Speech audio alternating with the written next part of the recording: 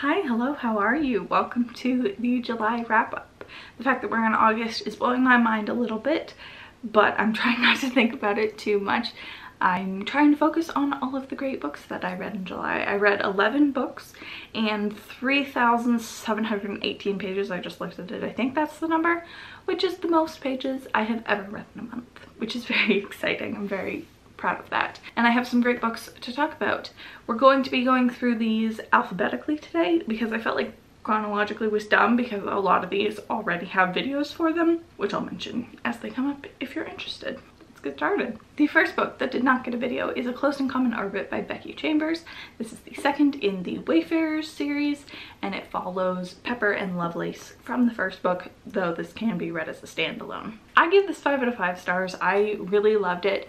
The problem when pitching this book is it follows two different timelines or like character that sort of intersect in A Close and Common Orbit. There are some interesting intersections of them, but the problem is one of the storylines is like 4 out of 5 stars and the other one is 11 out of 5.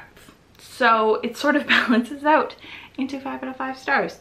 This follows Lovelace, who used to be a ship AI, but is no longer allowed to be on the ship, and so she's sort of adjusting to civilian life. And then it follows Pepper, who is basically part of a race of slave children, I guess is the best way to describe it.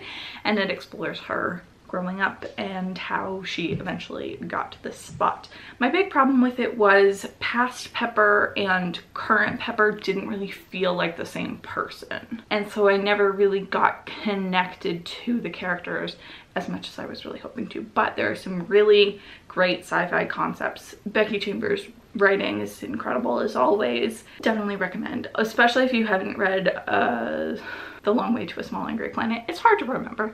The Long Way to a Small Angry Planet is the first book in this series and it's incredible. It's even better than this one. If you haven't read it, what are you doing? Next, we have another sequel, Down Among the Sticks and Bones by Seanan McGuire. This is the second book in the, what is it called? Wayward Children series? I think so. The first one being Every Heart a Doorway. This I loved so much. I love this so much more than the first book. It's totally the vibe that I'm looking for. Seanan McGuire's writing is really incredible and I think really shines here, where this one has much more of a plot than the first book. This one follows Jack and Jill, who are sisters.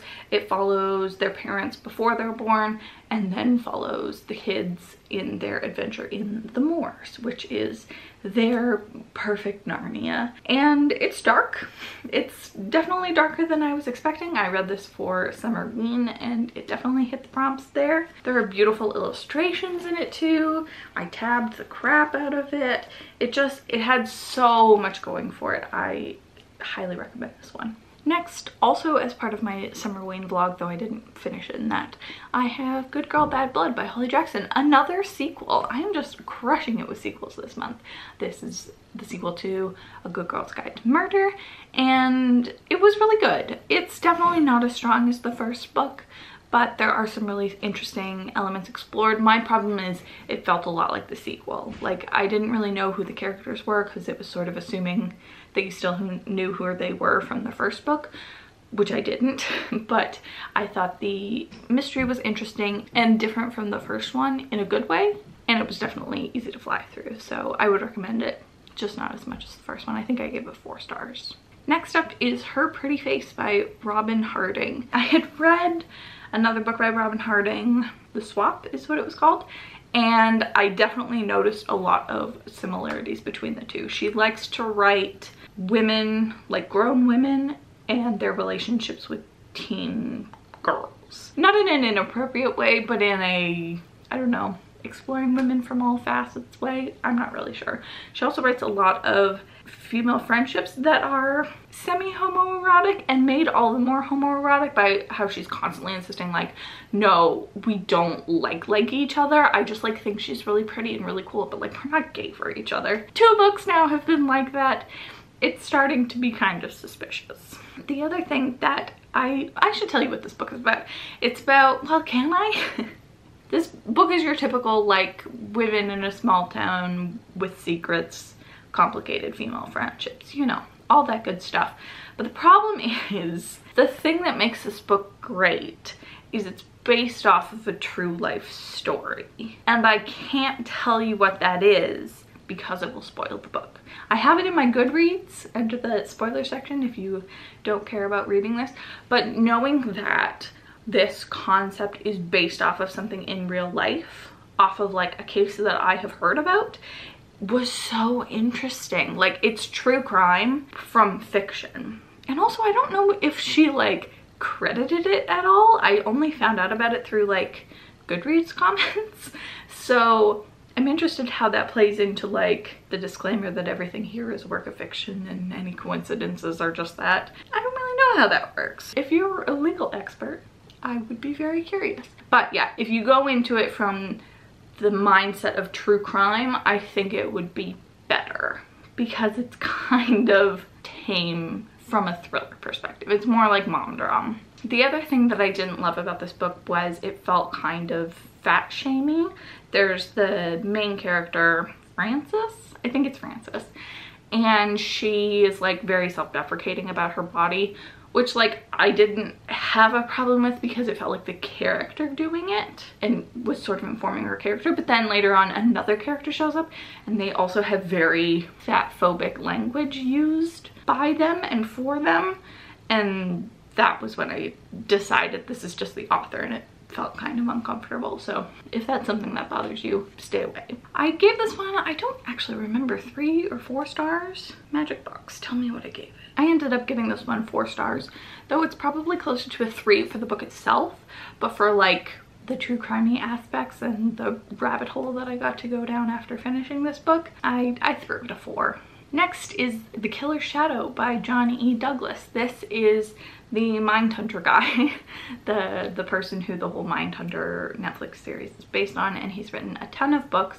This was my 3rd by him, and it was fine, but it was pretty dry. It didn't really have a narrative associated with it, and it felt more like kind of just reading case files. The most interesting part was the end, where he sort of lays out the whole history, who influenced this white supremacist shooter, and how this man has then influenced other people. It was interesting, but I don't think this was necessarily the format for it. The other ones felt more interesting and more broad, like they interviewed multiple people. This one was pretty much just focused on this one guy. I give 3 stars because I still think it's really interesting. Definitely a true crime buff, so if you've read everything that John Douglas has written like I have, then yeah, go for it.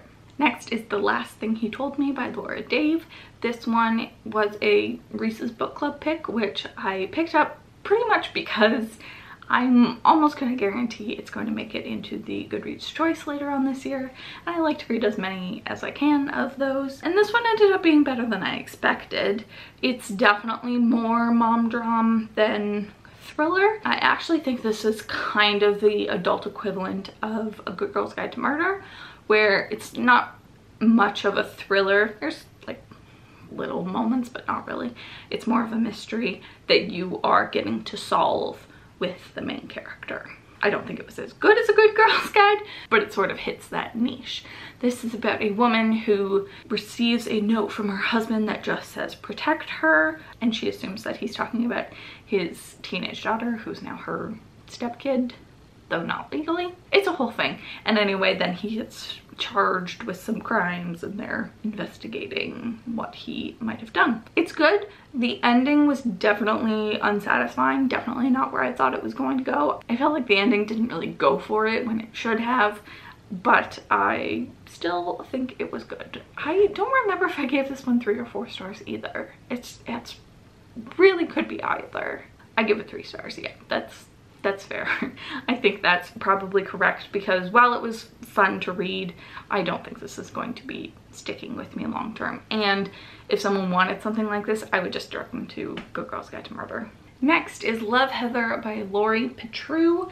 I wasn't actually planning on finishing this book this month. I started it on like the 29th and I was like, I'll just start it and then actually finish it in August. But I ended up flying through it. but not because it was very good.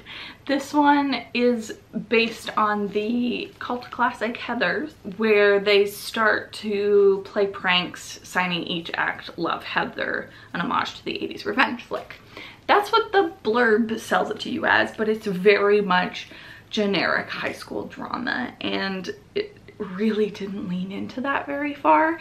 It's mostly just like, yeah, high school sucks and get bullied sometimes. Very standard fare. I really didn't enjoy the writing in this. I felt like it was just sort of words happening, and I never really got pulled into the characters or the actual story. The ending of this also was just wild. There's a twist that seems to come out of nowhere and isn't really explored, and I have many questions about it. But the thing that we really have to talk about with this book is that there is a character in this, a trans character, who is in the midst of transitioning. They are an adult while the perspective that you're reading from, Stevie, is 15, and it's interesting. It's, I think, true to life, where everyone sort of reacts differently to how this character is transitioning and what it means for them, how their relationship with them changes. But it also means that there's some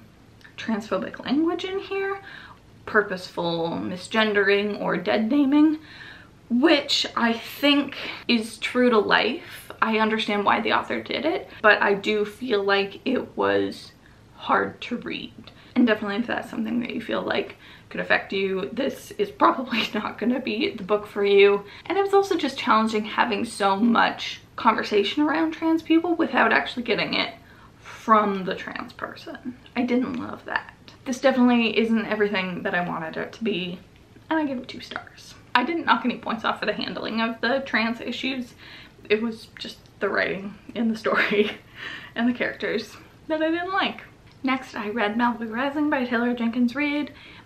Like everyone and their mother has read this book in the past couple of months. This is the story of McGuire, who is actually one of the 7 husbands in the 7 Husbands of Evelyn Hugo, though you don't have to have read that first. It explores him growing up, meeting his wife, and then follows their kids as now in present day they are throwing a party. It follows those 2 timelines for the first half, and then the second half is just like strictly the party.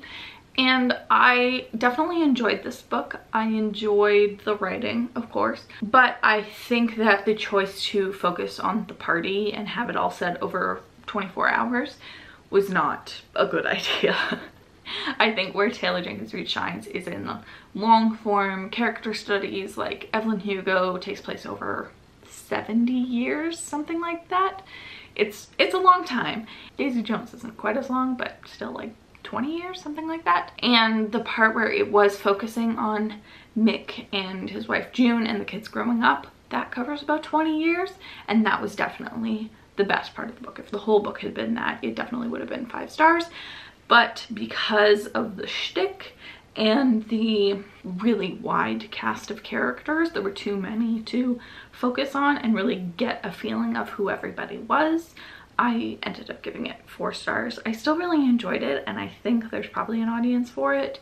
I just think that her other books are superior. I read that book for my summary new releases vlog, so you can watch that for more of my feelings on it. Another book that I read in that vlog is People We Meet on Vacation by Emily Henry. In the vlog, you will notice I do not have a physical copy, and I say I'm gonna have to buy a physical copy and force it upon everyone I know, which I did. Not the forcing upon people. I had to have it for the wrap-up. Now I can give it to people. This is a new favorite for me. I absolutely love this book. I think it is so well written. It's so charming. It's so funny. And the characterization in it is amazing. Like, pacing. What other things can a book have? It probably did that perfectly. In this book, we are following Poppy and Alex, only from Poppy's perspective, which in a romance I usually have a problem with the single perspective, but in this one I didn't mind it. Poppy and Alex have had a falling out recently. They used to go on a summer trip every year, but have not done so for the past 2 years, and now they're reconciling. And it explores their past vacations and what led to their falling out and how their relationship will progress. and it's adorable and charming and funny and all of the things you could want a beach read to be. Not Beach Read by Emily Henry, that was not that. If this had been named Beach Read, that would have been fine with me. My only problem with this book is that it's friends to lovers, which I don't love as a concept. I just don't like the implication that men and women can't be friends, which this definitely does a little bit. Friends to lovers is a lot of people's favorite trope, so if that's your favorite trope, this will be your favorite book. Next we have The Southern Book Club's Guide to Slaying Vampires by Grady Hendricks. What a weird book.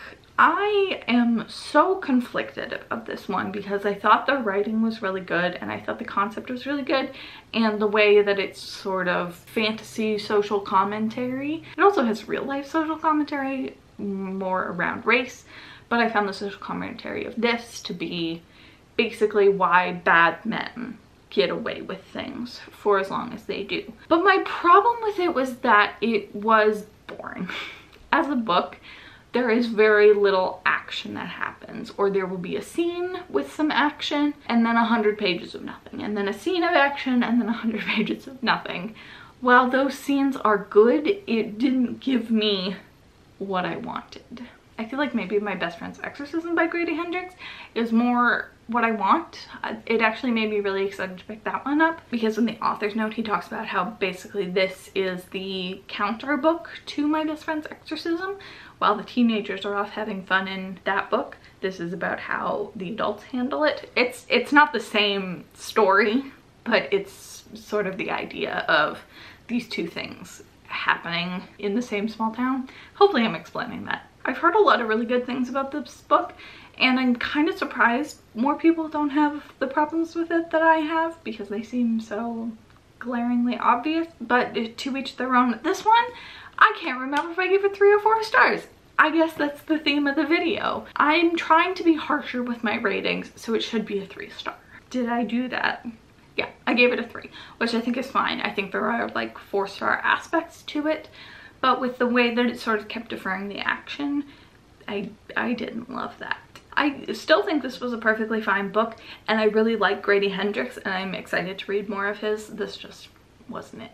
And the last book is Survive the Night by Riley Sager. I have a whole video for this where I rank all of Riley Sager's books, including a reading vlog for this, so you can get my in-the-moment thoughts. And I remember saying in that video, ask me what happened in this book in a month and I won't be able to tell you. That's not quite true. I do still remember everything that happens in this book. It's just not much. In the video, I know I say I'm waffling between 3 and 4 stars. It's 3 stars. It's honestly, I could give this a 2 and sleep at night. I'm not going to. I'm gonna give it a 3, but I don't think it's very good. Not to just repeat myself from that video, but I'm gonna do that. I think the biggest problem with this is the premise, because basically trapped in the car with a killer, and that really limits what you can do. It limits how many characters you can have. It sort of relegates everything into flashbacks. It's just fine. It doesn't feel special at all. It's pretty forgettable. I really don't have very strong feelings about this, but I think probably if you're gonna have strong feelings about this book, they are going to be negative. I don't foresee this being anyone's new favorite book. I'll still read whatever Riley Sager puts out next, so I can re-rank all of his books, but this ain't it. So those are the 11 books that I read in June, though I do want to quickly talk about one more, and that is The Anthropocene Reviewed by John Green. I'm currently reading this on audio, and then yesterday I went to the bookstore and I was like, I love this book so much. I'm gonna need a physical copy, because this is another one that I think I'm going to force upon everyone I know. Oh, also there were like a ton of signed copies, so I'm a sucker for that. This is a book of short essays, very short essays. There are a ton of them in here. I'm going to count. 1, 2, 3, 4. There are about 45 in this. Oh, tell me how many pages you have. 274 page book. That means basically everyone is 2 pages? No, that's not how math works. 5 pages. It means every story is around 5 pages. It's a really digestible length for just being able to pick up, but I found that trying to power through it. I wasn't getting what I wanted to out of it. I felt like I had to listen to one and then sort of take my time with it. That's the way that this book is meant to be enjoyed. So I'm less than halfway through it, but I will be finishing it in August. I'm just loving it so far though. The audiobook has John Green narrating it, so if you care about that, that is definitely the way to go. I just think he's such a great writer, and he writes so personally, but also he's just like very smart and knows a lot of sciencey things, and I'm finding it really, really enjoyable. I think this would be a great Christmas gift for basically anyone. I'm gonna force this book on my mom after I finish reading it. I think she would really enjoy it. Buy it for the approachable nerd in your life. So thank you for joining me. That is the July wrap up. Again, I will have links to the other videos that I did this month regarding these books if you want any more of my thoughts on them. But that's it for me. It's really hot in here. I gotta get out of this room. Thank you for watching, and I will see you in my next one.